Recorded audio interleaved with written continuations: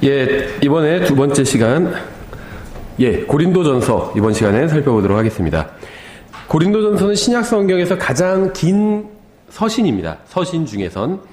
그래서 437개의 구절과 또 9489개의 단어, 킹제임스 성경의 경우에로 이루어져 있습니다. 고린도전서는 성령님의 영감으로 바울과 소스테네에 의해서 기록이 되었습니다. 그래서 바울은 직접 이 서신에 이제 서명을 했습니다. 그러니까 소스테네가 기록자고 이제 바울이 이제 말로 구술을 했겠죠. 고린도전서의 내용을. 그리고 소스테네가 기록을 끝냈을 때 바울이 이제 끝에 서명을 했겠죠. 근데 이제 많은 사람들이 이제 방금 제가 한 이러한 이야기를 들면서 성경에 나오지 않는 영감서를 만들기도 합니다. 바울이 고린도전서의 내용을 말로 할 때 영감 받은 것이고 그것을 기록한 소스테네는 영감과 관련이 없다고 주장을 합니다. 그러니까 실제 고린도전서의 그 기록은 소스테네가 기록을 한 거죠. 바울이 기록한 건 아니에요. 그러니까 바울이 14권의 신약 성경을 기록했는데 이제 본인이 직접 기록한 것도 있지만 바울이 직접 기록하지 않은 것들이 더 많이 있었습니다. 그래서 아마도 바울이 가지고 있었던 그 사탄의 가시, 그러니까는 육체의 질병이 아마도 이제 눈병이었을 거라고 보통 생각을 하는 이유가 여러 가지가 있는데 이제 그 중에 하나도 이런 것들도 들 수가 있었겠죠.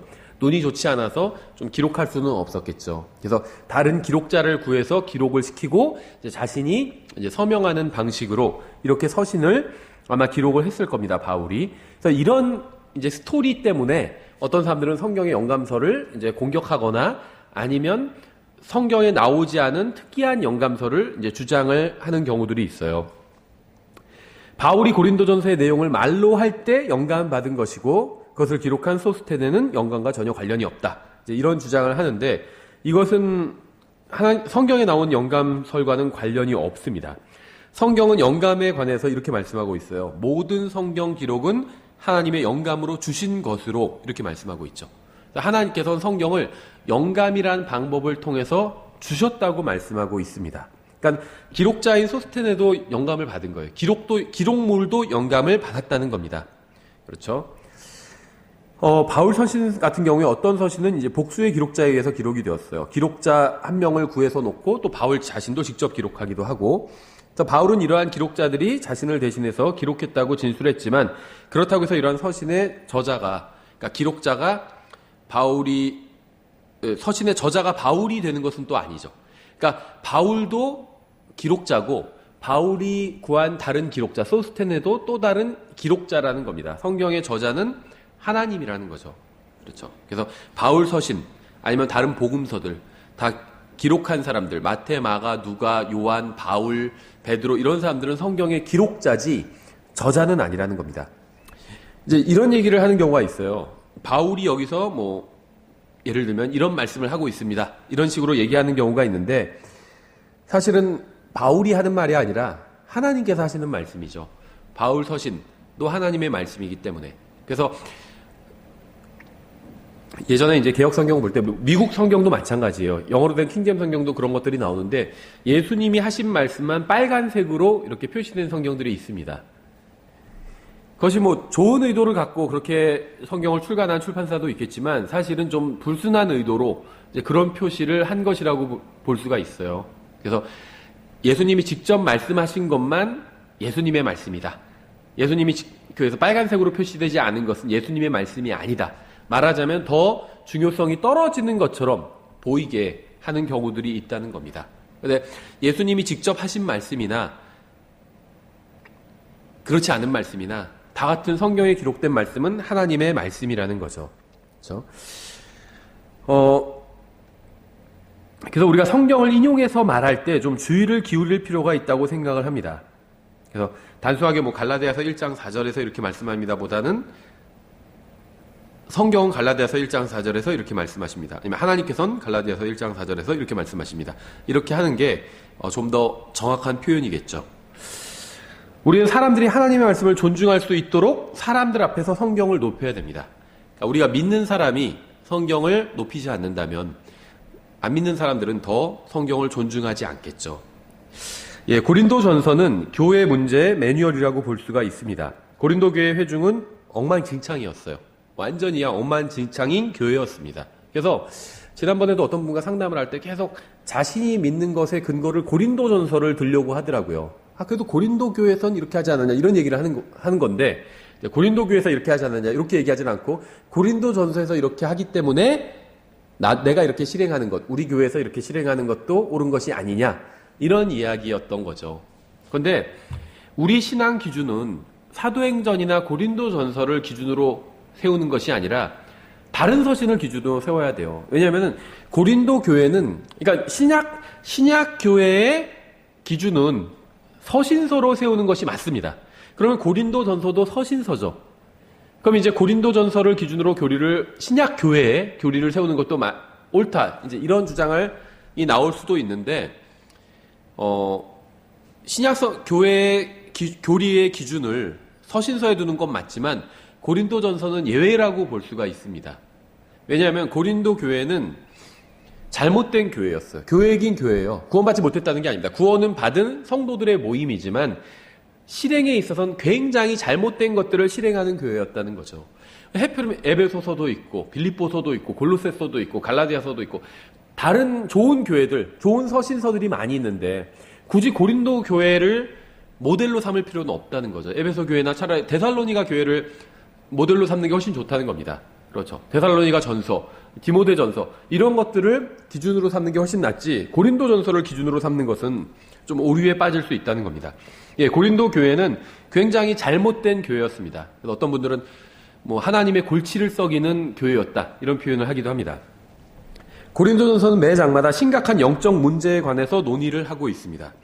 하나님께서는 이 책을 성경 안에 넣으신 이유는 고린도 교회의 잘못을 영원히 기억하기 위함이 아니라 이런 일이, 그러니까 고린도 교회에서 일어났던 이런 잘못된 일이 교회사에서 계속 반복될 것을 미리 아셨기 때문에 이 고린도 전서의 내용을, 고린도 전서를 성경에 포함을 시키셨다는 겁니다. 그렇죠?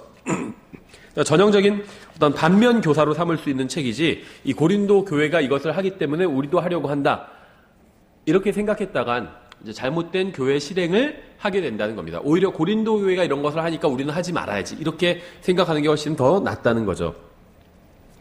우리는 실패를 통해서 교훈을 배울 수도 있습니다. 그렇죠? 그런 의미에서 고린도전서는 지역교회를 위한 굉장히 가치 있는 매뉴얼이 될 수도 있습니다. 고린도전서에 나온 원칙들을 읽고 연구하고 적용하면 우리는 우리가 속한 교회가 어떻게 죄로부터 자유로워지거나 아니면 죄 문제에 연루되었을 때 성경적으로 그 문제를 해결할 수 있는지 그 방법을 배울 수가 있습니다. 고린도전서의 주제는 5장 6절부터 8절에 잘 나와 있어요. 너희가 자랑하는 것이 선하지 아니하도다. 적은 누룩이 온 덩어리를 뜨게 함을 너희가 알지 못하느냐. 그러므로 너희는 누룩 없는 자들인즉 새 덩어리가 되기 위하여 묵은 누룩을 제거하라. 우리의 유월절 어린 양 곧 그리스도께서 우리를 위하여 희생물이 되셨느니라. 그러므로 우리가 그 명절을 지키되 묵은 누룩으로도 말고 악의와 사악함의 누룩으로도 말며 오직 순수함과 진실함의 누룩 없는 빵으로 하자. 성경에서 누룩이 다 나쁜 것으로 나옵니다. 100%라고 볼 수 있어요. 100% 다 누룩은 부정적인 것으로 나옵니다. 여기서도 그렇게 말씀하고 있죠. 악의와 사악함의 누룩이라고 말씀하고 있잖아요. 또 예수님께서 누룩을 거짓 교리를 누룩이라고도 부르기도 하셨죠. 그래서 누룩은 성경에 의하면 잘못된 겁니다. 그래서 한쪽이 누룩에 이렇게 물들게 되면 그걸 잘라내든지 아니면 누룩에 물든 것을 제거해야 전체 부분을 온전하게 보존할 수 있죠. 우리가 귤을 사고 먹어도 한 박스씩 예를 들면 사놓고 집에서 귤을 먹는다면 박스 남은 것들을 이제 먹다가 뒤져보면 곰팡이 낀 것들이 있어요. 그렇죠? 그러면은 제거해야 돼요. 그렇지 않으면 그 곰팡이가 다 번져나가게 되잖아요. 다른 귤까지. 성령님께서는 고린도전서를 통해서 우리가 잘못에 빠지지 않도록 가르쳐 주십니다. 죄는 당연히 나쁜 거죠. 죄는 작은 것에서부터 시작되지만 전체로 퍼져나가서 전체를 못 쓸게 만듭니다. 그렇죠. 팔다리가 썩거나 그러면 치료할 수도 있겠지만 경우에 따라서는 잘라내는 경우가 있잖아요. 도저히 이건 치료가 안 된다. 잘라내잖아요. 잘라내지 않으면 그게 번져가서 더 많이 잘라야 되기 때문에 아예 잘라내는 경우들이 있다는 거죠. 그래서 죄는 아주 작게 시작하지만 전체로 퍼져나가는 그러한 특징이 있어요. 그러므로 죄는 비록 작은 것일지라도 발견에는 즉시 처리되어야만 합니다. 오늘날 사람들은 온갖 불경건한 것들을 교회로 끌어들였어요. 그래서 교회 성장을 위해서 필요한 모든 것을 용납함으로 영적인 기준이 낮아졌고 결국 대부분의 교회는 고린도 교회처럼 되어 버렸습니다. 또 교회가 더 망가져 버리기 전에 우리는 주의 깊게 고린도전서를 공부해야만 합니다. 고린도전서에 나온 교회의 문제점들을 이제 장별로 살펴보도록 하겠습니다. 1장에서는 교회 내 분열과 분파로 인한 문제가 나오죠. 1장 12절에 이제 내가 이것을 말하노니 곧 너희가 각각 이르기를 나는 바울에게 나는 아볼로에게 나는 게바에게 나는 그리스도께 속하였다 하는도다. 오늘날로 치면 바울에게 속하였다는 것은 극단적 세대주의자들을 의미합니다. 또 아볼로에게 속하였다는 것은 율법주의자들을 의미하겠죠. 게바에게 속했다는 것은 교황 추종자들, 카톨릭 신자들 같은 부류겠죠. 또 그리스도께 속했다는 것은 개인주의자들을 말해요. 나는 사람을 따르지 않아. 난 아무도 따르지 않아. 목사도 없어도 돼. 다른 사람 아무도 없어도 돼. 난 그냥 하나님만 있으면 돼. 하나님만 따라. 이런 사람들이 있어요. 나는 그리스도께 속했어. 사람을 따르지 않아. 교회도 나갈 필요도 없어. 난 하나님을 따르기 때문에 하나님 내 옆에 계시기 때문에 어디도 갈 필요가 없어. 이런 주장하는 사람들이 있습니다. 그렇죠. 그것도 잘못됐다는 겁니다. 그렇죠. 그래서 이러한 분열은 한 몸으로서 서로 협력하고 기도하고 섬기지 못하도록 막습니다. 난 목사 편이다. 난 집사 편이다. 아니면 카펫을 새로 깔자. 아니면 새로 까는 것을 반대한다. 찬양 인도자가 잘하는 것 같다. 찬양 인도자 너무 못하는 것 같다. 교체하자. 별별 의견이 다 나와요. 우리 교회가 아니라 일반적인 교회들에서. 고린도 교회에선 이런 식의 의견 대립이 있었을 겁니다. 그래서 주 예수 그리스도를 교제의 중심으로 삼는데 실패하자 교회는 육신적이 되어버렸어요. 그러니까 항상 교제의 중심엔 예수 그리스도가 있어야 됩니다. 하나님의 말씀이 있어야 돼요. 그래서 말씀을 중심으로 교제를 나누면 좋은 교제가 될 수 있어요. 근데 말씀을 중심으로 교제를 나누지 않으면 교제가 잘못될 수 있다는 겁니다. 그렇죠? 2장은 지적 교만의 문제를 다루고 있습니다. 고린도 교회 성도들은 하나님께서 계시해 주신 진리를 단순하게 믿는 것보다 세상의 지혜를 높였습니다. 하나님의 말씀을 이 세상 책처럼 대하면 아무런 유익을 얻을 수가 없죠. 3장은 인간을 따르는 문제를 다루고 있어요. 육신적이고 영적으로 어린 고린도 교회의 성도들은 주 예수 그리스도를 쳐다보고 그분을 따르지 않고 주님의 사역자들을 쳐다보고 사역자들을 따랐습니다. 그래서 오늘날 이러한 것은 다양한 형태로 나타나죠. 이 목사의 권위를 과도하게 높이면 목사가 성도들을 지배하게 됩니다. 일반적으로 좀 대형 교회, 다 그런 건 아니지만 대형 교회에서 그러한 특징이 잘 나타나죠. 작은 교회보단 목사의 권위가 대단히 높아요. 그래서 어떤 교회는 목사가 완전히 연예인이에요. 성도들이 목사를 만나지도 못한대요. 예약을 해야 되거나 아니면 그 교회 건물이 굉장히 큰 대형 교회인데 목사 집무실이 있는 그 층이 있는데 그 층에는 일반 성도가 아예 올라갈 수가 없대요. 가려고 그러면 앞에서 딱 보디가드들이 다 막는데요. 못 오게 한대요. 이건 아주 과도한 거죠. 지나친 얘기지만 또 그리스도인을 성직자, 평신도 이렇게 나누는 것도 잘못된 거죠. 이것은 하나님의 말씀을 어기는 것이고 신약 성경에서 말씀하시는 기독교에 역행하는 것입니다. 그래서 다 같이 형제라고 말씀하셨어요. 그 중에서 은사를 주셔서 성경을 가르치거나 어떤 일을 하게 하나님께서 하신 것이지 어떤 계급이 나뉘는 것은 아니라는 겁니다. 그렇죠? 또 교회 내에서 한 사람을 지나치게 높이는 경우가 있어요. 그래서 목사가 다른 지역으로 가거나 보통 이제 목사를 높이는 경우가 많이 있죠. 그래서 목사가 다른 교회에 초청받아 가면 그 주에 목사님이 설교를 안 하고 다른 형제가 한다. 그러면은 그 주에 교회에 안 나와요. 그런 분들도 많이 있어요. 저 킹제임스 성경 진영에서도 많이 봤습니다. 예전에 다녔던 교회에서도 목사님이 어디 초청받아서 가거나 외국에 이제 그 일이 있어서 나가시면 인원이 확 줄어요. 나오시는 분들이. 그러니까 목사한테 잘 보이려고 교회를 나오는 사람들이겠죠. 그 사람들은. 또 유명한 목사의 화법이나 행동을 따라하는 목사들이 있습니다. 우리나라도 예전에 많이 있었잖아요. 조용기 목사님 하시는 것처럼 다 미슈입니다. 막 그런 식으로 말투도 따라하고 그래야 잘 된다고 생각을 했어요. 그래서 우리는 신실한 신앙 성배들의 본을 받아야 되지만 그들의 모든 면을 본받을 필요는 없다는 거죠. 어떤 사람이 그렇다고 해서 난 사람은 전혀 따르지 않는다 이럴 필요도 없어요. 바울도 너희도 나를 따르라 이렇게 얘기를 했죠. 그러니까 바울이 잘하는 것에 있어서 우린 바울을 따라야 되죠. 근데 바울도 사람이니까 잘못하는 게 있겠죠. 그럼 그분에 있어서는 따르면 안 되겠죠. 그러니까 어떤 그리스도인이 신앙의 선배가 잘하면 그걸 따르면 됩니다. 근데 잘못하면 따르지 않으면 돼요. 그렇죠. 우리는 사람이 아닌 하나님의 말씀에 순종해야 되죠. 그래서 하나님의 말씀을 기준으로 두면 모든 문제가 해결돼요. 하나님의 말씀을 기준으로 뒀는데 어떤 사람이 하나님의 말씀대로 살면 그 사람의 본을 받으면 되죠. 구체적으로 그 사람이 일상생활에서 어떻게 하는지 보고 배울 수 있는 거예요. 하나님의 말씀대로 하지 않으면 배우지 않으면 되는 겁니다. 그렇죠? 4장은 교회에서 성도들이 사역자를 존중하지 않는 문제를 다룹니다. 이건 굉장히 좀 모순적이죠. 3장에서 너무 한 사람을 따라서 문제였어요. 어떤 사역자를 너무 따라요. 신성시하고. 근데 그래서 그걸 바울이 경고하고 있는데 4장에선 반대요. 또 사역자를 너무 업신 여겨요. 그래서 바울이 또 그걸 경고하고 있어요. 정반대의 내용이 나오고 있죠. 3장과 4장이. 고린도 교회 성도들은 자신들을 하나님의 말씀으로 섬기는 사역자들을 존중하는 데 실패했습니다. 하나님의 말씀을 전하는 사역자들을 존중하지 않는 사람은 하나님의 말씀도 존중하지 않겠죠. 5장은 성적인 문제를 다루고 있습니다. 하나님께서는 2장에서 불확실한 표현은 아예 하지 않으십니다. 오해 소지가 없이 그냥 아주 확실하게 말씀하고 있어요. 음행하는 자는 지역교회에서 반드시 쫓아내야만 합니다. 특히 간음하는 자는 간음의 상대방을 구하려고 하는데 결코 지역교회에서는 그 상대방을 구하지 못하게 해야 돼요.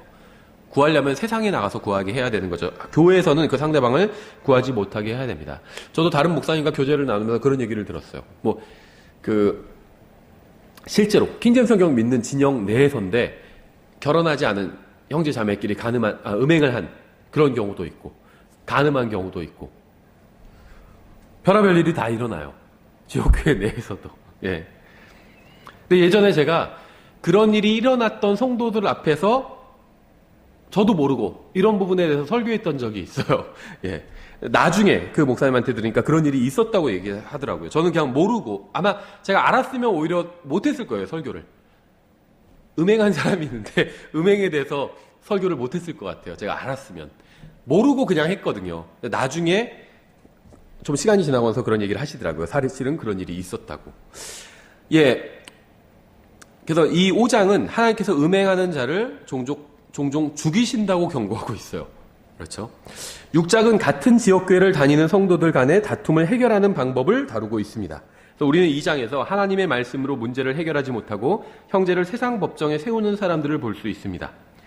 왜 자신이 그리스도인이라고 고백하는 사람들이 이혼하기 위해서 세상의 불의한 판사 앞으로 배우자를 끌고 가는 것일까요? 가정의 문제를 가정법원으로 끌고 가잖아요. 그게 이 세상에서 불법이라는 얘기는 아닙니다. 이 세상에서는 그렇게 할 수 있어요. 그런데 하나님의 법에 의하면 그건 잘못된 행동입니다. 그렇죠. 그러니까 이 세상에선 합법적인 거지만 하나님의 법에는 불법적인 것들이 있어요. 예를 들면 점치는 거. 이 세상에서는 합법적이죠. 점치는 사람한테 가서 내가 복채 주고 점을 봐요. 잘못된 게 아닙니다. 이 세상에선. 근데 하나님의 법에 의하면 그건 잘못된 행위죠. 마찬가지예요. 가정에서 문제가 일어나면 가정법원으로 가잖아요. 이 세상에선 잘못된 게 아닙니다. 점쟁이한테 복채를 주는 것만큼이나 잘못된 일이 아니에요. 하지만 하나님의 말씀에 의하면 점쟁이에게 복채를 주는 것만큼이나 잘못된 일이죠. 성경은 뭐라고 말씀하고 있죠? 그런 일이 있으면요, 교회로 가져오라고 말씀하고 있어요. 가정에서 문제가 일어나면 교회로 가져오라고 말씀하고 있다는 거죠. 교회로. 그런데 왜 교회로 가져가지 않을까요? 가정의 문제를 왜 교회의 판단을 받지 않고 세상 가정법원, 세상 법원에서 판단을 받을까요? 불의한 판사들 앞에서 판단을 받을까요? 제가 왜 불의하다고 얘기하는지 아세요? 물론 의로운 판사들도 있겠죠. 근데 이 세상 법 중에는 불의한 것들이 있어요. 예를 들면 차별금지법 같은 거. 우리나라도 이제 그런 것들이 막 생기려고 그러죠. 서구 이제 소위 선진국이라고 불리는 국가들에서 그런 차별금지법들이 있어요. 그러면 성경에서 분명히 악하다고 하신 것들, 예를 들면 동성연애가 대표적이죠. 그것을 차별금지법에서는 동성연애자들에 대해서 나쁜 이야기를 하면 처벌을 받게 됩니다. 그렇죠. 이제 이 세상의 법이 그런 식으로 변하고 있어요. 그러니까 그거를 집행해야 되는, 판결해야 되는 그 판사들도, 그 법에 의해서, 사악한 법에 의해서 판결을 내려야 되는 판사들도 악한 일을 한다는 거죠. 그렇다고 해서 그리스도인들이 판사가 되면 안 된다, 이런 말을 하는 건 아닙니다. 그냥 현실이 그렇다는 거예요, 현실이. 왜냐하면요, 어느 직업도 이 세상의 사악함에 연루되지 않은 직업은 없어요. 모든 직업이 다 사악함에 연루되어 있습니다. 예를 들면요, 운전하는 일은 어떨까요? 교통법규 잘 지키고 하면은 좋은 거죠.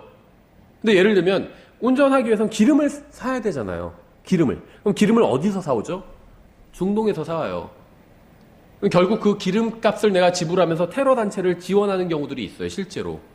중동 국가들이, 많은 국가들이 테러 단체들을 지원하고 있거든요, 암암리에. 그러면 차에 기름도 넣지 말라. 저희 차는 그래서 가스차예요. 그런 얘기가 아니라 기름을 넣을 수밖에 없어요. 그렇죠? 살다 보면. 그러니까 그러니까 무슨 말을 하려고 하는 것이냐면 이 세상에 살면서 죄에 연루되지 않을 수가 없다는 겁니다. 그렇죠. 하나님 앞에서. 그래서 하나님 앞에서 모든 사람들이 다 죄인이에요. 그걸 인정해야 된다는 거예요. 그래서 욥도 그런 기도를 했잖아요. 자식들이 혹시라도 모르고 지은 죄가 있을까 봐 자기가 하나님 앞에서 또 용서를 구했죠. 그런 마음으로 우리가 살 수밖에 없는 겁니다. 그렇죠. 그러니까 나는 의롭다 하나님 앞에서 이렇게 얘기할 수도 없어요. 완전히 의로운 사람 없다는 겁니다. 죄와 전혀 관계 없는 사람은 없다는 거예요. 다 관계가 있어요, 죄와. 그렇죠. 그러니까 하나님 앞에서 용서를 구할 수밖에 없겠죠. 어쨌든지 간에 가정의 문제를 왜 이 세상의 판사 앞으로 끌고 가서 재판을 받으려고 하는 것일까요? 교회, 성경에서는요, 고린도전서에선 가정의 문제는 교회에서 판단을 받으라고 말씀하고 있어요. 근데 왜 교회에서 판단을 받으려고 하지 않을까요? 답을 알고 있기 때문이에요. 답을. 그렇죠. 세상의 법정에 가면 자기가 원하는 대로 판결을 받을 수 있을 것이라는 기대를 하기 때문에 세상 법정으로 끌고 가는 것입니다. 근데 그 문제를요, 교회에 갖고 오면요, 어떻게 판결이 낼지 알고 있어요. 그렇죠. 상대방을 용서하고 하나님께서 나를 대해주셨던 것처럼 그렇게 대해주고 그렇게 말씀하고 있잖아요. 내 배우자에게 그가 나에게 한 대로 그대로 갚아주라 이렇게 말씀하고 있지 않고 성경은 모든 사람에게 우리가 하나님께서 나에게 대해주신 것처럼 그렇게 대해줘야 돼요. 그러니까 성경이 무엇이라고 말씀하고 있는지 알고 있다는 거죠. 자기는 부부간에 문제가 있어서 이혼을 하고 싶어요. 그리고 이게 세상 법으로는 이혼 사유가 돼요. 그런데 성경적으로 보면 하나님께서는 용서하기를 원하신다는 거죠, 우리가. 그래서 성경에서 무엇이라고 말씀하고 있는지 그 답을 알기 때문에 가정의 문제를 교회로 가져오지 않고 세상 법정으로 가져간다는 겁니다. 그래서 구원받았든 구원받지 않았든 세상적인 사람은 세상적인 목적을 실현하기 위해서 세상의 도움을 요청하고 있는 거예요. 근데 이 고린도전서에서 이제 형제가 형제를 고소하는 것은 잘못됐다 이런 이제 그 말씀이 있는데 이것은 1차적으로 지역 교회를 의미하는 겁니다. 그러니까 한 지역 교회 내에서 한 형제가 같은 교회에 다니면서 다른 형제를 고소해서 세상 법정에 끌고 가는 것은 잘못되었다는 거예요. 그게 민사 법정이든 법원이든 같은 교회에 다니는 형제를, 자매를 세상 법정에 끌고 가는 것은 잘못되었다는 얘기를 하는 겁니다. 그러니까 상대방이 기독교인이면 다 소를 취하여야 된다. 이런 걸 의미하지는 않는다는 거예요. 왜냐하면 재판을 하다 보면 예를 들면 상대방이 나에게 손해를 끼쳤기 때문에 내가 예를 들면 손해배상 청구 소송을 걸었어요. 그 자체는 잘못된 게 아닙니다. 그렇죠. 사업을 하는데 내가 예를 들면 물건을 줬는데 대금을 안 줘요. 그럼 대금을 받을 수 있는 방법이 뭐예요? 소송을 통한 거죠. 그래서 소송을 했어요. 그러면 먼저 나는 상대방이 진실하게 구원받은 하나님의 자녀인지를 확인해야 되느냐. 그거는 아니라는 거죠. 그래서 이 고린도전서에서 형제가 형제를 세상 법정에 끌고 가지 말라는 말씀은 지역교회에 관한 말씀이에요. 이것이 일반적으로 기독교인은 기독교인을 고소하지 말아라. 이런 말씀이 아니라는 겁니다. 그렇죠. 내가 기독교니까 내가 너한테 좀 잘못했지만 너는 나를 고소하면 안 돼. 이런 식으로 악용할 수 없다는 겁니다. 그렇죠. 예, 고린도전서 6장은 너희가 알지 못하느냐를 여러 번 반복하고 있어요. 5번 나옵니다. 3절, 9절, 15절, 16절, 19절. 너희가 알지 못하느냐, 너희가 알지 못하느냐. 책망하고 있는 거죠. 그렇죠. 너 이거 알아 몰라? 알잖아. 근데 왜 이렇게 했어? 이런 책망이라는 거죠. 6장 19절과 관련해서 주목할 점은 하나님께서는 자신의 백성을 위해서 성전을 만드셨는데 이제는 자신의 백성을 성전으로 만드셨다는 점입니다. 구약시대에는 백성을 위해서, 성전은 하나님과 백성이 만나는 곳이었죠. 그래서 백성을 위해서 성전을 만드셨어요. 근데 신약시대는 이제 백성을 성전으로 만드셨습니다. 그렇죠?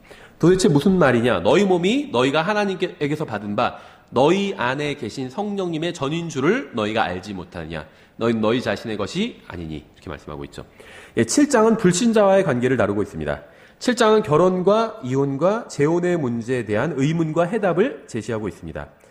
그래서 당시 고린도 사회는 오늘날 우리가 속한 사회와 크게 다르지 않았습니다. 우리가 하나님의 말씀을 원칙으로 삼고 하나님의 말씀을 믿고 따른다면 우리는 죄 없는 독신으로 지내든지 아니면 행복한 결혼 생활을 하든지 아니면 적절한 재혼을 할 수 있게 될 것입니다. 그래서 성경에선 독신의 문제, 또 결혼 생활의 문제, 또 이제 재혼의 문제까지 다 다루고 있고 지침을 주고 있는데 다만 이제 우리가 지금 이걸 다 찾아볼 수는 없고 나중에 고린도전서 공부할 때 제가 이제 자세히 말씀을 드릴 텐데요. 그 바울이 혼자 있었잖아요. 독신으로 있었죠. 그런데 이제 성경 여기저기 뉘앙스를 보면 바울이 결혼을 했던 것으로 보입니다. 그런데 아마도 사별했거나 부인이 먼저 죽었거나 도망갔거나 이혼을 했거나 이런 것으로 보여요. 잘은 몰라요. 사람들마다 추측을 다 다르게 합니다. 킹제임스 성경 믿는 사람들도. 근데 어쨌든지 간에 결혼을 했었는데 지금 현재도 혼자 있는 것으로 보여요. 그래서 성경에서 차라리 자기처럼 혼자 지내는 것이 좋다. 고린도전서에서 그런 그 권면을 많이 하잖아요. 이것은 사별하거나 이혼한 사람에게 주는 권면입니다. 그렇다고 해서 사별하거나 이혼한 경우에 반드시 혼자만 있어야 되는 것은 아니에요. 재혼할 수도 있어요. 근데 그런 사람들에게 바울이 1차적으로 주는 권면은 나처럼 혼자 지내라. 이런 권면이에요. 그러니까 결혼하지 않은 처녀 총각한테 지금 이 나처럼 혼자 있어라. 이런 권면을 주는 것은 아니라는 겁니다. 하나님의 원래 의도는 남자가 여자가 서로 만나서 같이 사는 겁니다. 그게 하나님의 원래 의도예요. 그래서 결혼하지 않은 처녀 총각에게는 결혼하는 것이 일반적인 하나님의 뜻입니다. 물론 그것도 하나님께서 자유에 맡기셨죠. 근데 이제 사별을 하거나 이혼을 한 경우에 그래서 혼자가 된 경우에는 바울이 1차적으로 주는 권면은 혼자 있는 것이 낫다 나처럼 이 권면이에요. 근데 만약에 그럼에도 불구하고 결혼을 해야겠거든 재혼을 해야겠거든 이제 주 안에서 하라 이런 지침을 준 거죠. 그래서 주 안에서 결혼하라는 건 이건 사실 문맥을 보면 재혼에 관한 말씀이에요. 초혼에 관해서 그런 말씀하신 적이 없어요. 그렇다고 해서 초혼은 안 믿는 사람과 해도 된다 이런 얘기를 하는 것은 절대 아닙니다. 그렇죠. 재혼에 관한 하나님의 뜻이 그것도 재혼도 결혼이죠. 그러니까 그런 하나님의 뜻이 그렇다면 초혼에 관해서도 마찬가지라고 보는 게 자연스럽죠. 재혼은 주님 안에서 하지만 초혼은 마음대로 안 믿는 사람과 해도 된다. 이거는 바른 해석이 아니겠죠. 예, 그래서 지금 바울이 혼자 있어도 된다고 혼자 있는 게 더 낫다고 이렇게 얘기하는 그 분위기가 일단은 재혼에 관한 분위기라고 보시면 그 문맥 자체를 보시면 이제 그런 식으로 드러나게 됩니다. 예.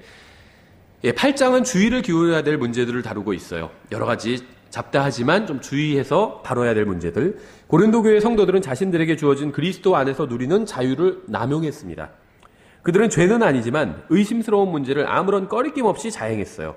그들은 구원받지 못한 사람들이나 믿음이 약한 사람들이 받을 상처는 생각하지 않고 자신들이 원하는 대로 행동했습니다. 그러니까 이제 죄가 되지 않는 것들도 있는데 다른 사람들이 내가 어떤 행위를 함으로써 상처받는 그런 것들도 있죠. 그런 것들은 좀 주의를 기울여야 되겠죠. 죄는 아니지만 다른 형제를 세워주기 위해서 그 형제의 믿음을 파괴하지 않기 위해서 내가 주의를 기울여야 될 그런 문제들이 있다는 거죠. 가장 대표적인 게 제사상에 올려졌던 음식을 먹는 거겠죠. 아무것도 아니에요. 제사상에 차려놓은 음식들이 실제로 귀신이 와서 그것을 먹거나 뭘 하는 것이 전혀 아니죠. 아무것도 아닙니다. 사람이 죽으면 다시 이 세상에 돌아올 수가 없어요. 다 지옥에 가 있든지 하늘나라에 가 있습니다. 그렇죠. 그래서 제사상 차리고 그 앞에서 뭘 하고 이것이 전혀 무의미한 일이에요. 하지만 제사상의 음식을 바치면 그건 귀신에게 바치는 거다. 그래서 우리는 먹으면 안 된다. 이렇게 생각하는 사람들도 있죠. 아니면 그리스도인들이 왜 제사상에 바치는 음식을 먹지? 이렇게 생각할 수도 있어요. 그렇죠. 그런 사람 앞에서 난 먹지 않겠다는 겁니다. 전혀 상관없지만 나의 행위로 인해서 누군가 상처를 받을 수 있다면 난 그걸 먹지 않는다는 거예요. 그렇죠. 먹어도 전혀 문제가 없지만. 그래서 그런 문제를 8장에서 주로 다루고 있죠. 9장은 이제 사역자를 기망하는 문제를 다루고 있어요. 고린도 교회 성도들은 사역자가 하나님의 말씀으로 그들을 섬기도록 지원하는 문제를 소홀히 했습니다. 그래서 그들은 사역자들이 자신들의 말씀으로 섬기기는 원했지만 물질로 사역자를 섬기는 것은 거부했습니다. 그러니까 여기에 대해서 어떤 분들이 제가 존경하는 목사님이 이제 이런 이야기를 하셨어요. 교회가 형편이 되는데 사역자를 지원하지 않는다면 그거는 교회 성도들이 탐욕적인 것이고 교회가 형편이 안 돼요.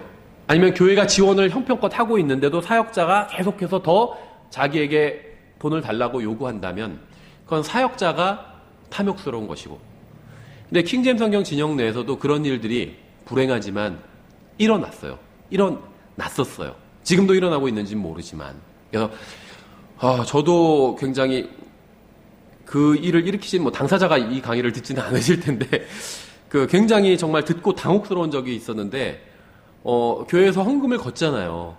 그런데 그거를 목사님이 다 가져가신대요. 그냥 통째로 목회자가 월급을 받는 사례비를 받는 게 아니라 통째로 다 가져간대요. 그래서 성도들이 상처받고 떠나갔어요. 부족하니까 막 더 내라고. 그래서 성도들이 더 낼 때까지 몇 주간 계속 헌금 설교만 한 교회도 있대요. 킹제임스 성경을 믿는 교회 중에서. 황당하죠. 예. 굉장히 황당하고 민망하더라고요. 그런 얘기를 들으니까. 근데 이제 제가 존경하는 목사님이 이런 얘기를 하셨어요. 일반적으로 사역자가 받아야 될, 예를 들면 어떤 사례비가 있겠죠. 근데 성도들이 일반적으로 이렇게 생각하면 틀리지 않다는데 저도 굉장히 공감해요. 사역자가 받아야 될 사례비보다 성도들이 항상 더 준다. 그러니까 사역자와 성도들이 있으면 항상 대부분 한 90% 이상은 성도들이 훨씬 더 후한 편이다 이렇게 얘기해요. 어떤 사역자는 100만 원어치만 사역하는데 성도들이 150만 원 준다는 거예요. 그러니까 자기가 사역한 것보다 덜 받는 사역자는 사실은 현대교회에서는 거의 없다 이렇게 얘기를 하더라고요. 저도 동의를 합니다. 성도들이 사역자보다 더 후해요. 일반적으로. 예, 그래서 그거를 사역하시는 분들은 그걸 기억한다면 흔들리지 않을 겁니다. 내가 하는 것보다 성도들은 나를 훨씬 더 잘 대우해주고 있다. 이게 사실이거든요. 그 사실을 기억하면 별로 상처받지 않겠죠. 사역자도. 예, 10장은 교회 내 탐욕에 관해서 탐욕의 문제를 다루고 있습니다. 2장에서는 주의 만찬을 먹는 문제와 제사상에 올라갔던 음식에 관해서 다루고 있어요. 그래서 주의 만찬을 먹는데 어떤 사람 와서 뭐 더 먹는다, 뭐 덜 먹는다, 막 이제 이런 문제들이 있었던 겁니다. 지금은 저희가 주의 만찬 아주 간소하게 하잖아요. 근데 이제 예전에는 실제 빵을 가지고, 실제 음식을 가지고 했죠. 지금도 우리가 음식 갖고 하지만 그걸 먹어서 뭐, 그게 실제 음식은 아니잖아요. 상징적인 거지. 근데 예전에는 이제 실제 음식을 갖고 했어요. 빵을 가지고. 그러니까 그걸 먹고 배가 부를 수도 있고, 안 부를 수도 있고. 그러니까 그걸 뭐 누군 더 많이 먹느니, 적게 먹느니, 이제 이런 문제가 나왔겠죠. 지금도 충분히 비슷한 문제가 나올 수도 있어요. 누가 밥을 더 많이 먹는다, 누가 뭘 많이 먹고 많이 가져간다, 막 이런 문제가 또 나올 수도 있겠죠. 그런 문제에 대해서 10장에서 다루고 있습니다. 11장은 남자, 여자의 머리 길이와 덮는 문제에 관해서 다루고 있습니다. 근데 이제 이게 킹제임 성경에서는요, 머리를 덮는 그런 관습은 없느니라 이렇게 되어 있는데, 개역 성경엔 그 관습이 있는 것처럼 되어 있습니다. 그래서 킹제임 성경과 개역 성경이 반대로 기록된 구절들이 종종 있는데, 대표적인 게 이 머리를 덮는 문제예요. 그래서 킹제임 성경에 의하면 여자가 머리를 덮을 필요가 없습니다. 그러니까 수건으로 머리를 덮을 필요가 없다는 거예요. 근데 변개된 성경들에 의하면 덮을 필요가 있어요. 그래서 카톨릭에서는 머리를 다 덮고 있죠, 하얗게. 킹제임 성경에서는 그렇지 않다는 겁니다. 근데 머리의 모양이나 길이로 반항하는 마음을 드러내는 것은 사도시대에는 일반적인 관행이었어요. 그러니까 머리의 모양을 갖고 권위에 반항할 수 있었다는 거죠. 우리 때도 저희도 이제 당연히 학생 때는 두발 어떤 검사를 했었거든요. 그래서 남학생들은 어느 정도 뭐 귀 밑으로 머리가 더 많이 자라면 안 되고 이런 검사를 했었는데, 그럼 보통 다 머리를 기르고 싶어 하잖아요. 짧게 자르는 거 싫어하고. 근데 어떤 학생은 머리를 아예 막 밀고 오는 경우도 있어요. 그럼 선생님이 너 반항하냐? 이렇게. 그러니까 머리 모양을 통해서 반항할 수 있다는 거죠. 여자들도 마찬가지예요. 성경에서는 여자들이 자연스럽게 남자와는 다른 머리 모양을 하고 있어야 됩니다. 어디까지 머리가 내려와야 되느냐? 이건 성경에 나오지 않아요. 그런데 정숙하고 단정한 모습을 하고 있어야 되는 거예요. 남자는 단정한 모습, 여자는 정숙한 머리 모양을 하고 있어야 된다는 거죠. 그런데 그렇지 못한 여자들도 있죠. 반항의 상징으로. 그렇다면 그것은 잘못된 것이겠죠. 1절부터 16절에서는 그리스도인은 하나님께서 남자 여자를 구분해 주신 그대로 거하라고 성령님께서 말씀하셨습니다. 그렇죠. 모양을 보면, 실루엣을 보면 이게 남자인지 여자인지 구분이 가야 돼요. 그게 성경이 말씀하시는 합당한 어떤 바른 것이죠. 그래서 화장실 표시도 남자들은 그냥 바지 입은 걸로 돼 있고 여자들은 치마 입은 걸로 표시가 돼 있죠. 여자들은 꼭 치마만 입어야 된다 이런 말씀이 아니라 구분이 돼야 된다는 거예요. 구분이. 그렇죠. 남자 여자가 구분이 되어야 된다는 겁니다. 11장은 주님의 몸을 분별하지 못하는 문제를 다루고 있습니다. 11장의 후반부에서는 빵 조각이 주님의 몸이 아님을 분명히 말씀하고 있죠. 오직 구원받아 다시 태어난 사람들만이 주님의 몸을 이룹니다. 이러한 성경의 원칙을 제대로 이해하지 못하면 구원과 교회에 대해서 거짓 교리를 가르치는 이제 카톨릭주의에 빠지게 되죠. 2장에서는 주님의 만찬에 관한 7가지 사실을 말씀합니다. 살피라고 하고 있죠. 주님의 만찬과 관련해서 자기를 살피라고 28절에서 말씀하고 있고, 또 24절에서 참여하라고 말씀하고 있어요. 받아서 먹으라고 말씀하고 있고, 주님의 몸에 참여해야 된다는 거죠. 26절에서 보이기 때문에 이렇게 말씀하고 있어요. 이건 선포한다는 거죠. 보여주라는 겁니다. 내가 주님을 믿는다는 걸. 내가 주님의 몸에 속했습니다. 그래서 이 빵을 나도 떼서 먹는 거죠. 보여주라는 거예요. 또 26절에서는 지속하라고 말씀하고 있어요. 이 빵을 먹고 이 잔을 마실 때마다 계속해서 반복적으로 하라는 거죠. 또 기대하라고 말씀하고 있어요. 26절에서. 그분이 오실 때까지 그분의 재림을 기대하면서 주의 만찬을 하라는 거죠. 예수님의 재림을 기다리면서. 24절에서는 화해하라고 말씀하고 있어요. 너희들을 위하여 찢긴 내 몸이니 이렇게 말씀하고 있죠. 한 피를 받아서 같은 형제가 되었습니다. 또 15절에선 흠모하라고 말씀하고 있어요. 나를 기억하라 이렇게 말씀하고 있죠. 예수님을 향해서 흠모하는 마음, 항상 그분을 기억하는 마음을 가지고 있어야 돼요. 12장부터 14장은 영적 선물, 은사의 문제를 다루고 있습니다. 영적 선물에 관해 오해하거나 오용하면 사실은 전혀 그렇지 않은데 자신들이 영적이라고 착각하게 됩니다. 그렇죠. 예를 들면 성경에서 말씀하시는 방언과 지금 현대 교회에서 하는 방언은 완전 서로 다른 방언이죠.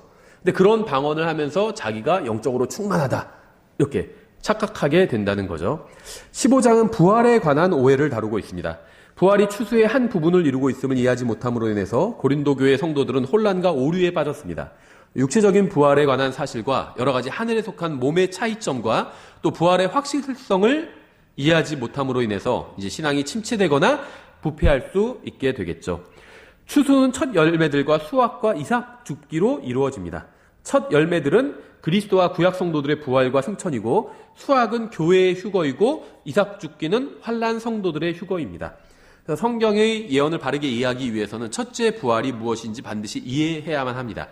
첫째 부활은 구원받은 사람들의 부활이죠. 구약 성도들의 부활, 신약 성도들의 부활, 환난 성도들의 부활.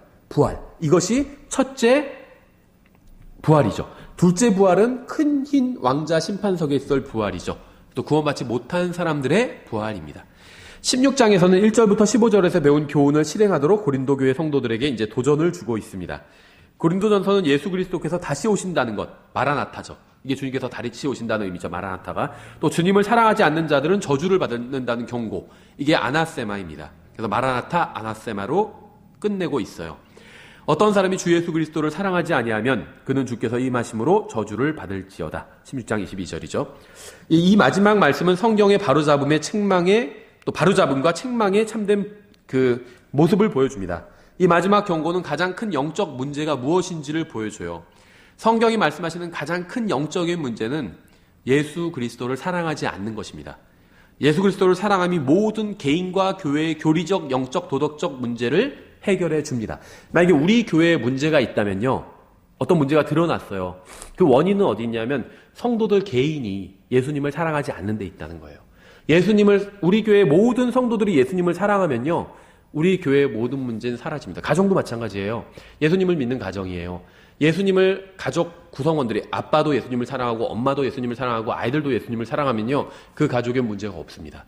예수님을 사랑하지 않기 때문에 문제가 생기게 된다는 거예요.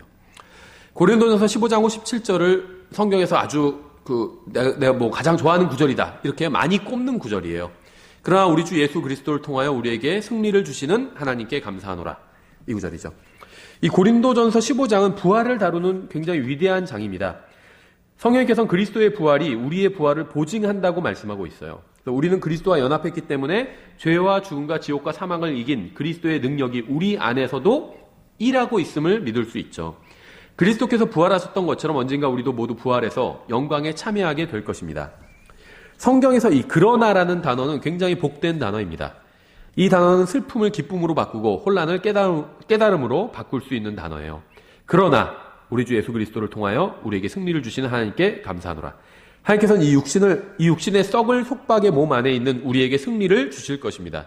그런데 하나님께서는 이 놀라운 선물을 무작위로 주실까요? 그건 아니라는 거죠. 모든 놀라운 선물은 우리 주 예수 그리스도를 통해서만 옵니다. 어떤 사람이 바다에서 물에 빠졌는데 선원이 그 사람을 구하러 물속으로 뛰어든다고 가정을 해본다면 그러한 행동은 굉장히 용감하고 고귀한 행동이죠. 그런데 선원마저 물에 빠져서 허우적거리게 된다면 우리는 선원의 장례식에서 그 선원의 용기와 희생에 대해서 칭찬하기는 하겠지만 굉장히 슬픈 분위기가 되겠죠. 장례식장이. 예수 그리스도께서는 불호수에 물에 빠져서 죽는 죄인이 아니라 죄인들은 불호수에 빠져서 죽게 됩니다. 불호수에 빠져 죽게 될 우리를 구하시러 이 세상에 오셔서 자신을 희생하시는 십자가 위에서 죽으셨습니다. 하지만 우리에게는 슬픔이 전혀 없죠. 왜냐하면 주님께서 다시 살아나셨기 때문입니다. 오직 하나님의 아들이신 예수 그리스도를 통해서만 영원한 생명을 얻을 수 있습니다. 우리 주 예수 그리스도를 통하여 15장 57절에 그렇게 되어 있죠. 우리 주 예수 그리스도를 통하여. 이 말씀을 항상 기억해야 돼요. 고린도전서 15장에서 말씀하시는 부활은 모든 사람들이 다 부활하거나 구원받는다는 일반적인 부활, 일반 구원 이런 걸 의미하지 않습니다. 오직 주 예수 그리스도를 자신의 개인적인 구원자로 받아들이는 사람들만이 이 복된 소망에 참여할 수 있게 되죠. 여기서 저희가 고린도전서를 이렇게 정리하고 다음 시간에 고린도 후서를 공부하겠습니다.